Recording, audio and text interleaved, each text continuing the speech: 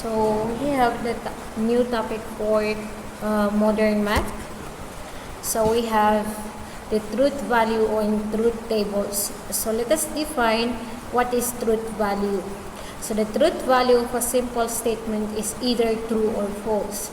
So pag sinabi kong determine the truth value of the given statement, ang possible lang na isasagot niyo sa akin ay true ba siya or false. So the truth value of a compound statement depends on the truth values of its simple statements and its connectives. So di ba yung compound statement that consists of two or more simple statements. Bale, yung truth value ng isang compound statement class, magdidepende yan sa truth value ng bawat simple statement at saka yung ginamit na connectives. So, pag sinabi natin connectives, we have the connectives and, or, not, at saka yung if, then, at saka if and only if. And then we have the next definition. A truth table is a table that shows the truth value of a compound statement for all possible truth values of its simple statements. From the word itself, class, truth table, so ibig sabihin dyan nakasummarize yung truth value ng bawat simple at saka compound statement. Okay, so let us consider this example. Consider the following statements. We have four given simple statements denoted by P, Q, R, at saka S. So, ang gagawin natin sa example dito, ito-translate natin into symbolic statements. Write each of the following symbolic statements in words. So, given yung symbolic statements, ang ibibigay natin ay yung sentence.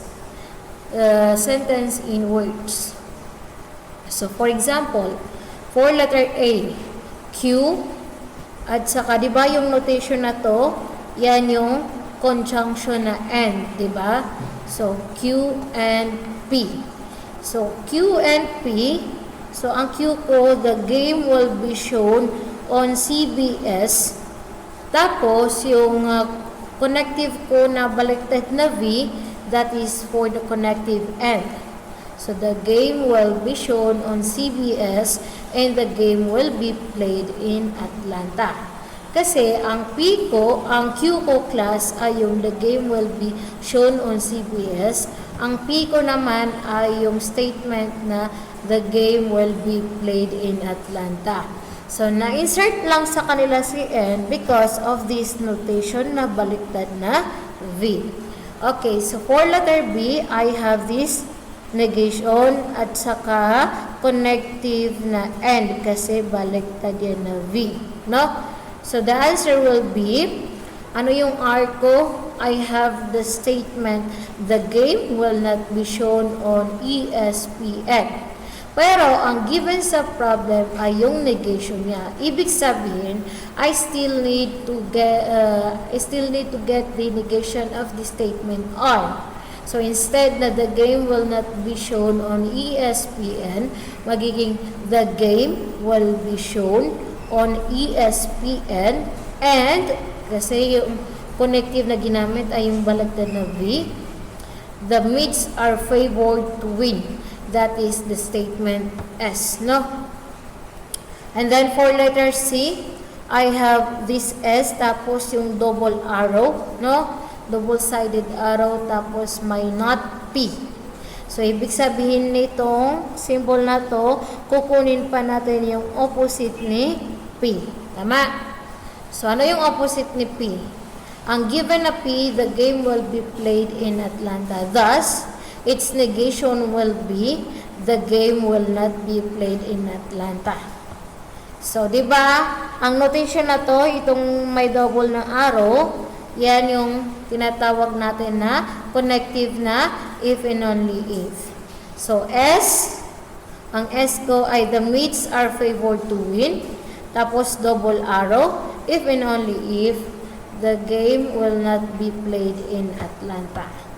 So, that is for translating the symbolic statements into statements in words. Okay, so we have the next subtopic compound statements, and grouping symbols. So, pag masyadong marami class yung given statement, it is possible to regroup the given statements. For example, considering this statement, P, tapos and, kasi baliktad na V, and then Q or not I. So, ang ibig sabihin dito, si Q and not are grouped together. So, parang sa basic math, kung ano man yung nakalagay sa parenthesis, sa loob ng parenthesis, yun yung nakagroup. So, Q, or, at saka not I, no? So, yan yung naka-group together. Ito naman, ang nakagroup naman dito ay si P at saka si Q kasi sila yung nasa loob ng parenthesis. For this example, we have two groupings. Dito, partner si P at saka si not Q. Tapos, it implies the group R at saka si S. Okay? So, kung ano man yung nakalagay sa loob ng parenthesis, sila yung iisang group. So, we have this note. If a compound statement is written as an English sentence, then a comma is used to indicate which simple statements are grouped together. Statements on the same side of a comma are grouped together. So, kung dito class sa symbolic form, yung isang group, ginagamitan natin ng parenthesis to denote the one group. Pero, kung isusulat mo siya into sentence in words, kailangan mo gumamit ng comma. Kung ano man yung nakagroup before and after the comma, sila yung iisang group. Okay, so for example, considering this table, P, tapos may comma, and Q or not R. So, ibig sabihin, ang nakagroup dito ay si Q at saka si not R. Kasi they are on the right side of the symbol comma. Okay? Lahat sila nasa right side, no? Tapos, dito naman sa pangalawa, P and Q or R. So, iisang group lang si P at saka si Q kasi they are on the left side of the symbol comma. Okay, for the third sentence, if P and not Q, then R or S. So, in this example class, ang nakagroup ay si P at saka si not Q because they are on the left side of the comma. Tapos, ang another group na naman si R at saka si S kasi they are both on the right side of the comma. Okay, so we have this next example. So, let us consider the three given statements. We have the sentence P, you get a promotion, and Q, you complete the training, in R, you will receive a bonus. So, ang instruction dito, isusulat daw natin tong symbolic statement na to as an English sentence. So, we have this solution. So, ano nga yung isusulat natin? This one, no? P and Q implies R. Implies yan kasi isa lang yung arrow, no? So, we have this solution. Because the P and the Q statements both appear in parentheses in the symbolic form, they are placed to the left of the comma in the English sentence. So, understandable naman yun siguro, no? Kasi si P, saan ba yun? Wait lang. Dito. Si P at saka si Q yung iisang group. So, ano yung P? You get a promotion. Ang Q naman class ay you complete the training. Tapos, ang R natin ay you will receive a bonus. So, dito ako magbe-base ha. Dito ako magbe-base. Dito tayo magbe-base. Yan.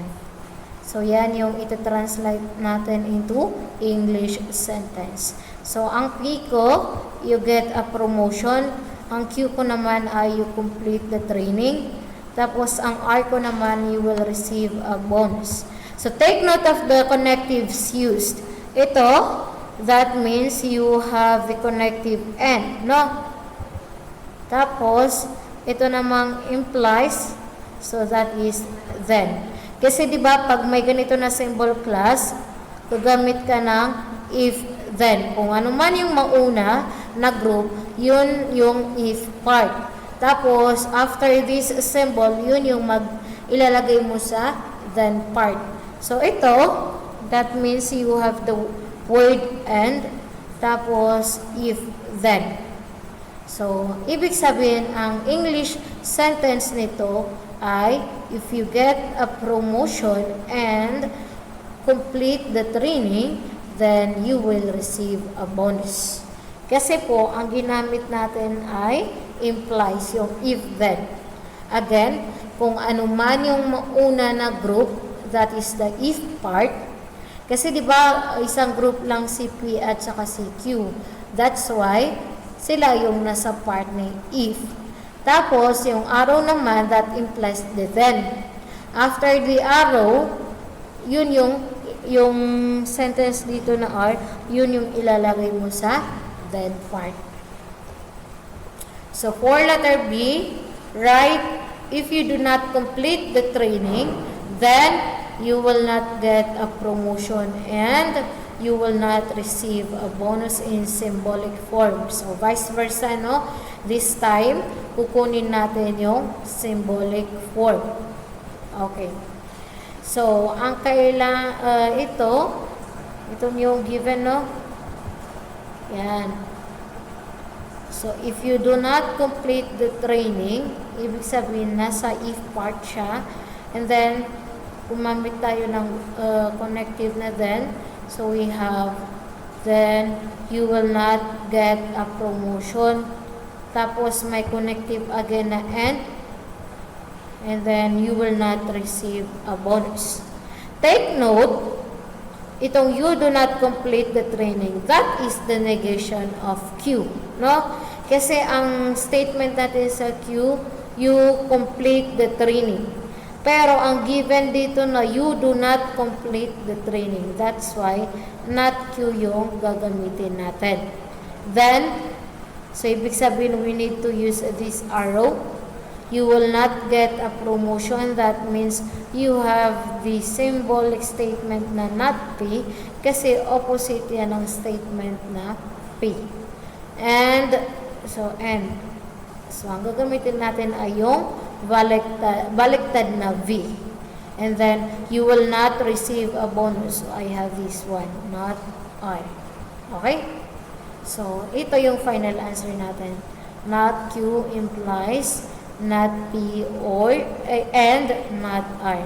So, in this case, iisang group C, not P at saka C, not R. Okay, so we have this note class. The use of parentheses in a symbolic statement may affect the meaning of the statement. For instance, not, tapos may open and close parentheses, P or Q indicates the negation of the compound statement P or Q. Kasi nga, di ba, dito sa given na to, nasa labas ng parenthesis yung not. So, ibig sabihin, ang ininegate natin dito ay yung mismong statement na P or Q. Kasi nasa labas yung parenthesis. Whereas dito, consider this one, not P or Q, ang ginegate lang niya or ang gi-opposite lang niya ay si P. Kasi nga, walang nakalagay na parenthesis, no? So, magkaiba to. Itong dalawa, they have different meaning. Dito, ang inilagate ko dito ay si P or Q. Dito naman, si P lang yung iniligate ko kasi nasa kanilang nakatabi yung not. Okay? So, indicates that only the P statement is negated. So, the statement not, tapos may open and close parenthesis P or Q is read as, it is not true that P or Q. Bakit may word na ganito? It is not true that. P or Q because of this symbol na negation. It is not true that kasi because of this symbol na negation and then P or Q. Yung statement naman na ganito, not P or Q, that is read as not P or Q. Kasi ang opposite lang niya ay si statement P.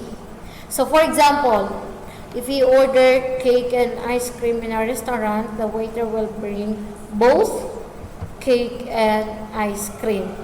Kasi nga, ang ginamit mo na word or connective ay and. So, ibig sabihin, dalawa yung ibibigay niya sa'yo, cake at saka ice cream. Kasi kung gumamit ka ng or, it's either pipili ka kung ano yung gusto mo, cake ba o ice cream. In general, the conjunction P and Q is true if both P and Q are true. So, paki-understand tong sentence na to.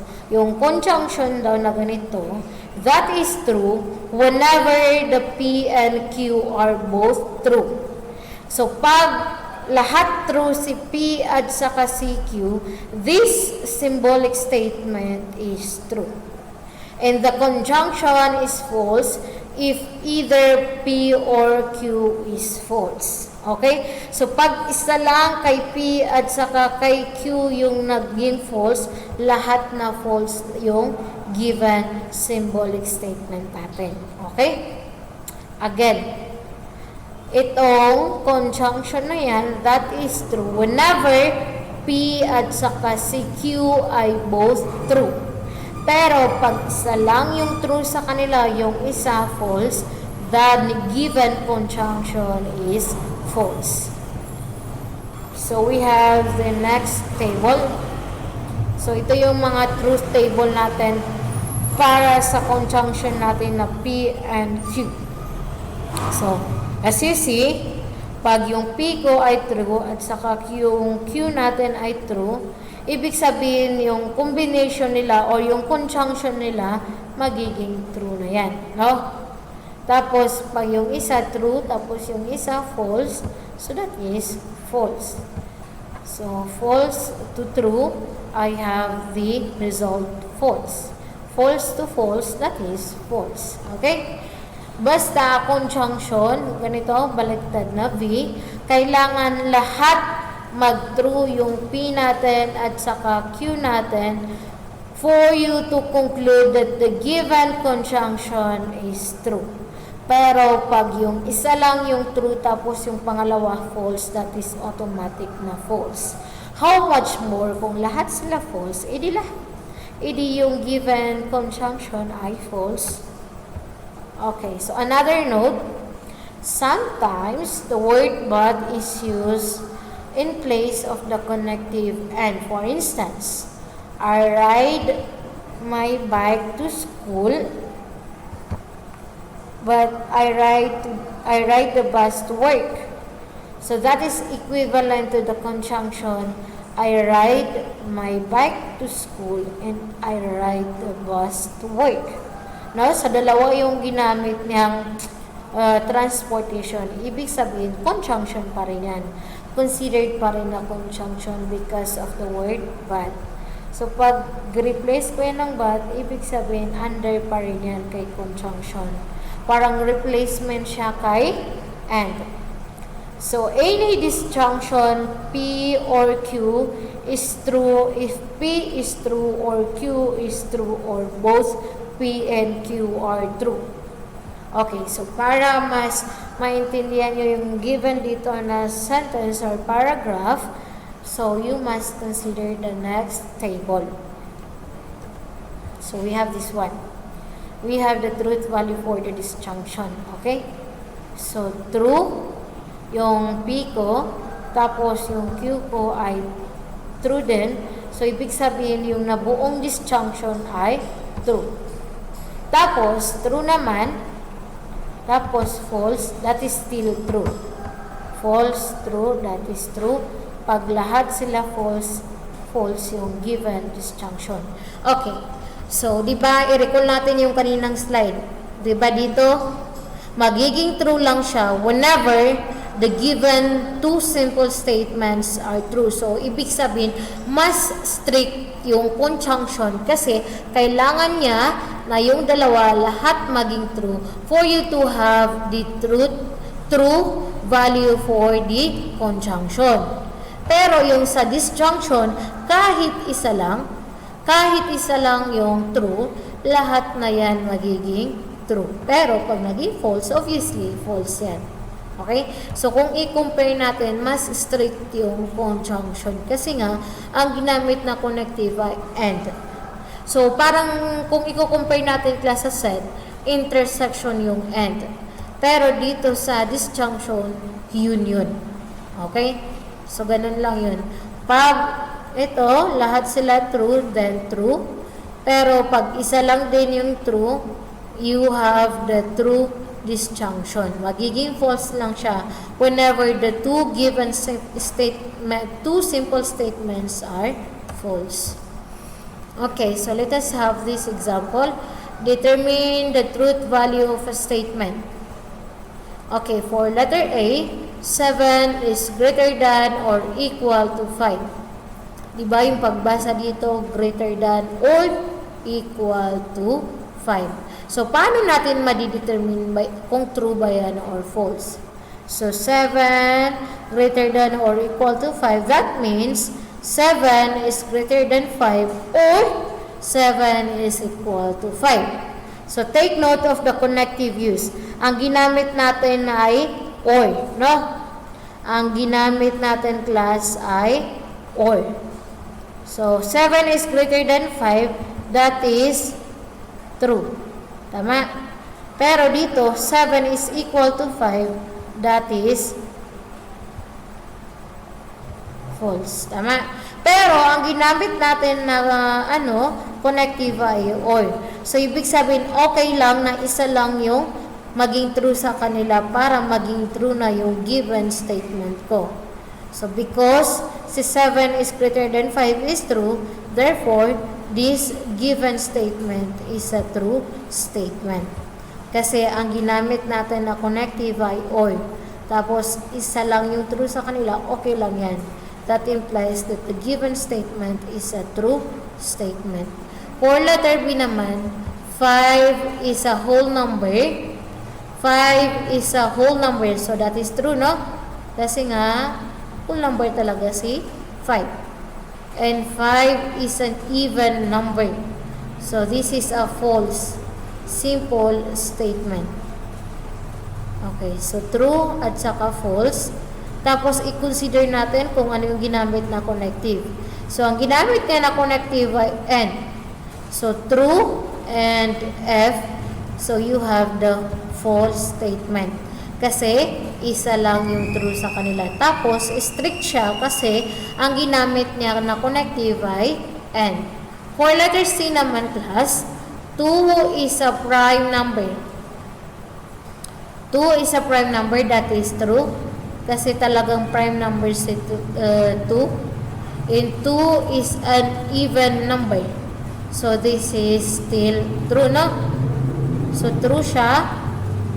Kasi,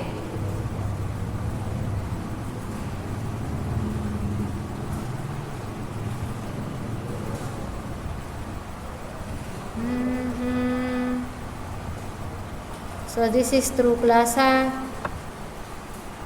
Kasi 2 is a prime number, that is true. 2 is an even number, that is true. So, ang ginamit na connective ay and, or that is just conjunction. So, true and true. So, that means the given statement is a true statement. Okay? So, next, you have the exercise. So, pakisabutan to, ha? Kindly answer para practice nyo na rin. On Friday, we will be having our quiz. Okay? Answer this.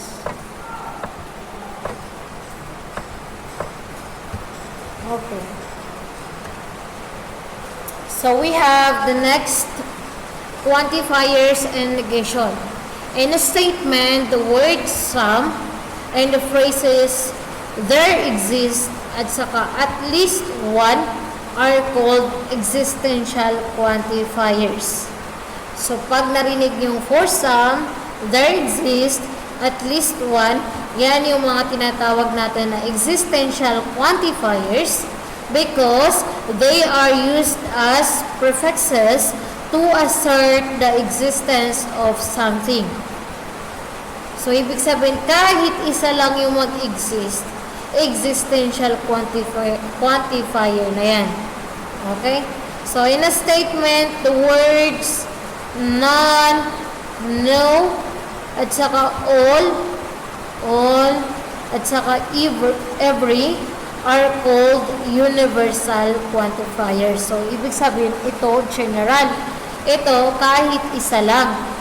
So, the universal quantifiers, none and no, deny the existence of something. So, opposite sila ha.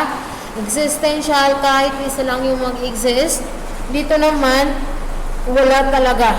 None, at saka si no, i-deny niya yung existence ng isang bagay.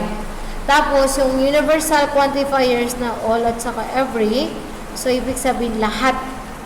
Ibig sabihin lahat na yan mag-i-exist. Okay, so we have this table. So we have the given statement, all x are y. So ang ginamit natin dito na word ay all. So ibig sabihin that is a universal quantifier kasi gumamit tayo ng word na all. So ang negation niyan ay some x are not y. Kasi i-opposite natin ha. Hindi, di ba, ginamit dito na all, na hindi mo gagamitin na no. Kasi ang opposite ni all ay yung some. So, all x are y. Then, ang negation niya ay some x are not y. So, gumamit tayo ng word na not kasi nga, ang hinahanap natin ay negation. So, for the second statement, no x are y. So, ibig sabihin yan, walang x na y. So, ang opposite niyan class, some x are y. So, di ba yung no natin, that indicates the, or it denies the existence of something. So, ibig sabihin wala talaga. Pero, ang opposite niyan, may some. Tapos, we have the third statement, some x are not y. So, kung some, existential to, no? So, ang negation niya, magiging universal. So, ang universal natin ay all x are y. Kinuha ko yung not kasi nga, negation dito. So, we have the next, some x are y. Tapos, ang opposite niya ay no x are y. Okay? So, huwag kayong malito. Kasi po, yung statement, for example, itong mga given dito na statement, lahat yan true. So, ang kukunin mo sa negation ay yung magiging false. Kasi nga, di ba, kung true yung given statement, ang negation niya ay false. So, all x are y. So, ibig sabihin daw, lahat ng x are y. So, para makuha mo yung negation niya, some x are not y. Okay? Tapos, dito naman, no x are y. So, ibig sabihin nito, it denies the existence of something kasi no yung ginamit. So, gagamit ka ng some x are y. Kasi dito, lahat to universal, no? Lahat yan universal. Dito, ang kukunin mo ay yung existential. Tapos dito naman, existential yan. Para makuha mo yung negation, kukunin mo yung universal. Okay? So, quantified statements and their negations. So, this is the illustration. All x are y. Ang opposite niya ay some x are not y. And then, for no x are y, ang negation niyan ay some x are y. Okay, so we have this example. So write the negation of a quantified statement. Okay, for letter A, some airports are open. So ang ginamit niya dito ay existential because of the word some. No? So dito naman, para makuha mo yung negation yan, ang gagamitin mo ay no airports are open. Bakit po hindi pwede na all airports are open? Kasi nga dito, existential, ibig sabihin may airport na open. Kung isasagot mo dito ay all airports are open, nandun pa rin yung idea na may airport na open. Pero that is wrong kasi ang kukunin mo yung exactly opposite or negation of the given statement. So kung dito may mangilan-ilan na airport na open, dito ang kukunin mo ay yung wala talagang airport na open. Kasi nga negation yung hahanapin natin. So for letter B class, all movies are worth the price of admission. So ang ginamit niya na word ay all. So ibig sabihin lahat, no? Lahat. So this is universal. Universal. So para kung lahat ng movies ay worth yung price ng admission, ang opposite niyan ay some movies are not worth the price of admission. Kasi ito, universal. Ito naman, existential. Dito naman sa letter C, no odd numbers are divisible by 2. So this is universal. Universal yan. I-deny lang niya yung statement. So, ang kukunin mo, ang gagamitin mo ay ang word na some kasi existential. Dito, kung wala talagang odd number na divisible by 2, ang opposite niya, some odd numbers are divisible by 2. So, you have this exercise. Kindly answer this one. Paki-answer lang po ito para na rin ma-practice kayo. And then, you have your own PDF. Tapos, pakibasa lang din kasi basic lang naman yan. Nakuha na yan sa high school, sa grade 8, no? So, pakisagutan yan, ha? So, that ends the,